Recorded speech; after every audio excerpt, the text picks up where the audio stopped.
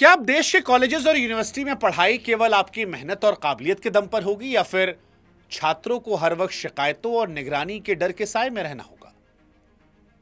यह सवाल आज जरूरी इसलिए है क्योंकि जनवरी 2026 में यूजीसी के जो नए नियम आए उसने एक ऐसी बहस छेड़ी है जिसे अब नजरअंदाज नहीं किया जा सकता। यहां दो तस्वीरें आती हैं। एक तरफ मोदी सरकार और यूजीसी का विजन जिसमें वो कैंपस को भेदभाव मुक्त और सुरक्षित बनाने का दावा कर रहे हैं। वो ये लॉजिक दे रहे हैं कि हर छात्र को सम्मान के साथ पढ़ने का हक है और इसके लिए सख्त नियम जरूरी, क्योंकि समाज की कड़वी सच्चाई है कई बार पीड़ित सामाजिक दबाव में शिकायत करने से डर जाते हैं। लेकिन इस डर को दूर करने के लिए जो उन्होंने नियम कानून बनाए उसको लेकर एक दूसरा वर्ग है जो डर रहा है और वो ये सवाल पूछ रहा है कि क्या मोदी जी सवर्ण होना उनके अस्तित्व के लिए अपराध मान लिया गया है? वो ये पूछ रहे हैं कि मोदी जी ऐसा क्यों लग रहा है कि हमारे खिलाफ आप एक ऐसा कानूनी घेरा बना रहे हैं जहां पर अपनी बेगुनाही साबित करने का हमें मौका ही नहीं मिलेगा। अब मोदी सरकार ने डर को भगाने के लिए जो नियम बनाया उससे पैदा हुआ डर यह साबित तो नहीं करता कि नियम गलत है। हालांकि यह चर्चा जरूर छिड़ता है कि क्या यूजीसी और मोदी सरकार के नियमों को और बेहतर बनाने की जरूरत है? क्या वाकई बराबरी के नाम पर एक ऐसी व्यवस्था तैयार की जा रही है जहां सवर्ण होना आज सवर्णों की सबसे बड़ी कमजोरी बन रहा है? देखिए, यह सवाल बड़ा महत्वपूर्ण है और सोशल मीडिया इन सवालों से पटा पड़ा है। लेकिन इस सवाल को समझने के लिए हमें पहले यूजीसी के नियमों को समझना पड़ेगा कि क्या और क्यों ये नियम लागू किए गए। तो यूजीसी के जो नियम है वो 13 जनवरी 2026 को सामने आते हैं। सरकार का कहना था कि इन्हें नई शिक्षा नीति के तहत लागू किया जाएगा ताकि पढ़ाई की जगहों पर सभी को बराबरी का मौका मिल सके। पिछले कुछ सालों में कैंपस के अंदर भेदभाव की जो खबरें आई उन्हें देखते हुए सरकार यह महसूस करती है कि पुराने नियम काफी नहीं थे और इसीलिए मोदी सरकार हर कॉलेज में खास सेंटर और कमेटी बनाना जरूरी कर रही है। अब नियम यहां पर यह कहते हैं कि अगर किसी छात्र को लगता है कि उसके साथ कोई गलत व्यवहार हुआ है तो वो ऑनलाइन या फिर हेल्पलाइन के जरिए जाकर शिकायत कर सकता है और कॉलेज को 15 से 30 दिनों के अंदर इसकी पूरी जांच करनी होगी। कुल मिलाकर कहें तो सरकार की नीयत यहां पर स्पष्ट तौर पर यह दिखती है कि एक ऐसा सिस्टम बनाया जाए जहां पर पिछड़े छात्रों को असुरक्षा महसूस ना हो। लेकिन उनके पिछड़े छात्रों को लेकर जो उनकी नीयत है इसी की आड़ में सामान्य वर्ग जो है वो अपने लिए गहरी चिंता जाहिर कर रहा है। इस पूरे विवाद में सबसे बड़ी वजह वो बदलाव है जिससे पुराने नियमों की तुलना में काफी बदला गया है।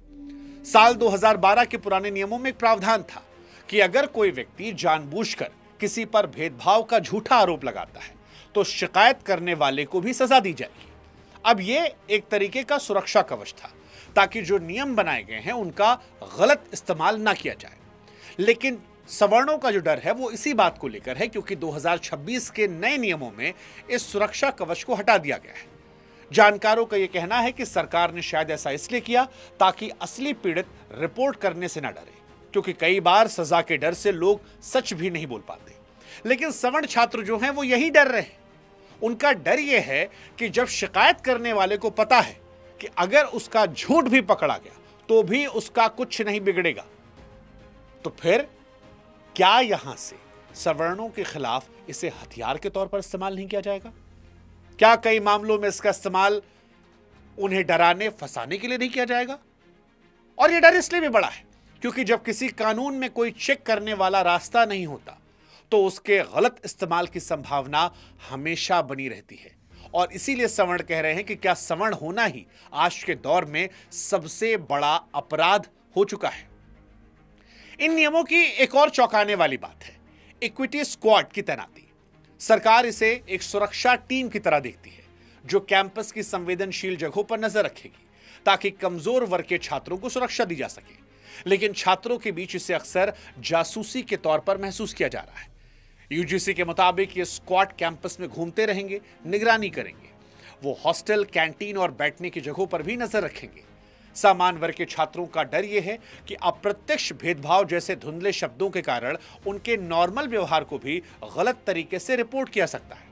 आप कल्पना कीजिए एक ऐसी क्लास की जहां एक टीचर किसी छात्र को उसकी पढ़ाई में कमी के लिए टोकने से पहले 10 बार सोचे कि कहीं ऐसा ना हो कि यह जातिगत अपमान का विषय बन जाए। छात्रों का आपस में मजाक करना ये पढ़ाई की उस आजादी को क्या खत्म करेगा जहां छात्र और टीचर खुलकर बात करते हैं?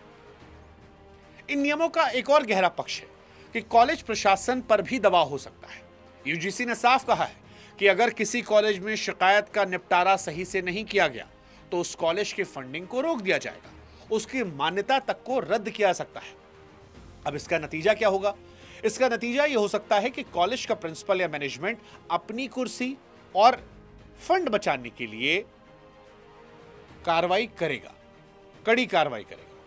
जब कॉलेज की साख पर बात आएगी तो प्रशासन कई बार न्याय करने के बजाय मामले को रफा दफा करने या शिकायतकर्ता को खुश करने की कोशिश कर सकता है। ऐसे में सवर्ण छात्रों का डर यह है कि उन्हें अपनी बात रखने का सरकार ने कोई मजबूत मौका दिया ही नहीं है। नियम यह भी कहते हैं कि शिकायत कहां करनी है, लेकिन यह नहीं बता पाते कि अगर कोई छात्र गलत फंसाया गया तो वो अपनी बेगुनाही कैसे साबित करे।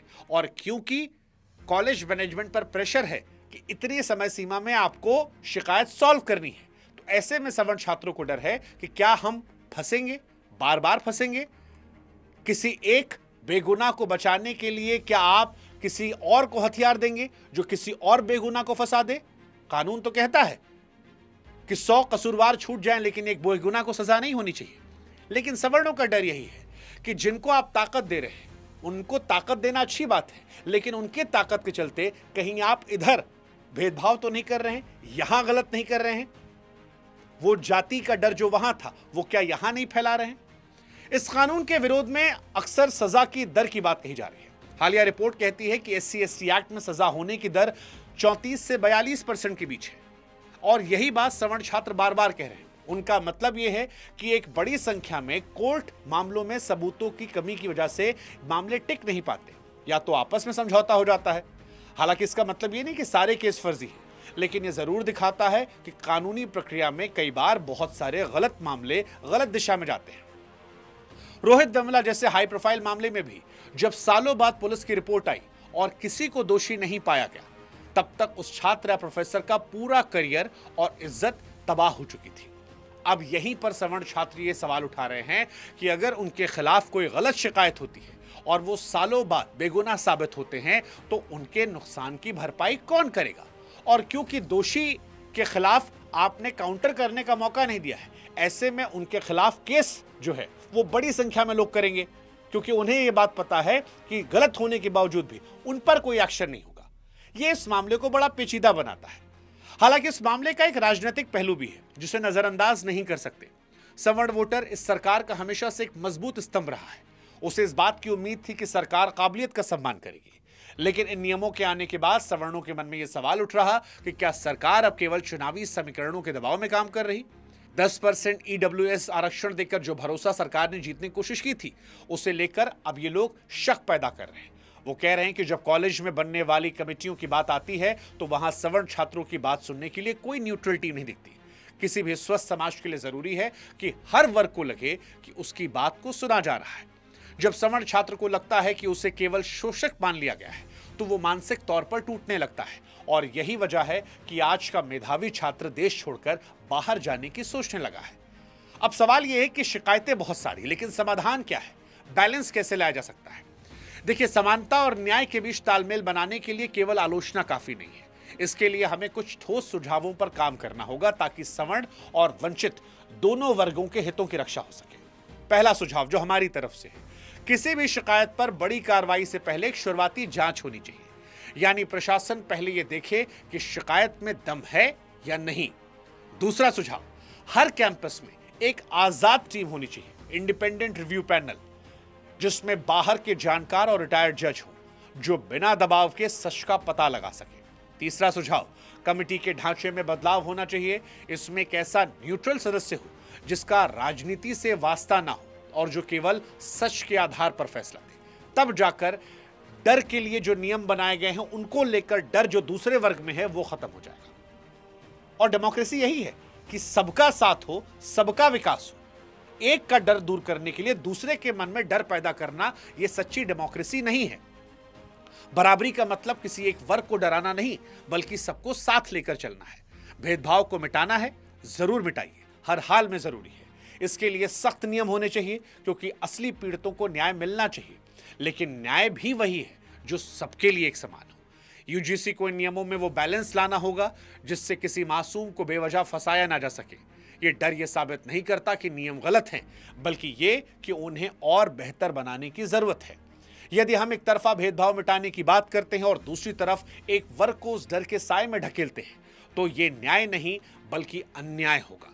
विकसित भारत का सपना तभी पूरा होगा जब हर छात्र बिना किसी भेदभाव और बिना किसी डर के अपनी काबिलियत का लोहा मनवा सकेगा। और इसीलिए जो सुझाव हमने दिए हैं, उम्मीद करते हैं कि इन सुझावों पर आप भी इस वीडियो को बढ़ चढ़कर शेयर कर उन लोगों तक पहुंचाएंगे ताकि न्याय जो है उसमें बराबरी हो सके। जाते जाते एक छोटी सी गुजारिश हमारी आप सभी से कि आप हमारे व्हाट्सएप चैनल से जरूर जुड़ जाइए ताकि हमारा आपका रिश्ता और थोड़ा मजबूत हो और जो ये वीडियोस हम आपके लिए बनाते हैं ये हम आपको सीधे भेज सके, आपको इंतजार ना करना पड़े। वहां हम आपके सुझाव भी लेते रहेंगे और आप किसी खास मुद्दे पर चाहेंगे कि हम वीडियोस बनाएं तो पूरी ईमानदारी से, निष्पक्षता से वहां पर भी इन विषयों को हम उठाते रहेंगे। फिलहाल इस विषय को लेकर आप क्या सोचते हैं? क्या एक वर्ग के डर हटाने के लिए सरकार दूसरे वर्ग के मन में जो डर पैदा कर रही है वो नियम सही है, या आपको लग रहा है इससे कुछ उलट? जो भी आपकी सोच है आप कमेंट सेक्शन में पूरी ईमानदारी से लिखिए। बस ये सोचकर मत लिखिएगा कि वो आपके सरनेम को सूट करता है या नहीं करता है, क्योंकि न्याय सरनेम देखकर नहीं देखा जाता। और इसीलिए हम उम्मीद करते हैं कि जिस निष्पक्षता से हम कोशिश करते हैं उस निष्पक्षता, ईमानदारी से आप भी कमेंट सेक्शन में कोशिश करेंगे। बाकी इस विषय पर आपकी सोच कमेंट सेक्शन में हम पढ़ते हैं और जब इस वीडियो पर कोई अपडेट होगा तो आप तक हम जरूर पहुंचाएंगे। जय हिंद, जय भारत, नमस्कार।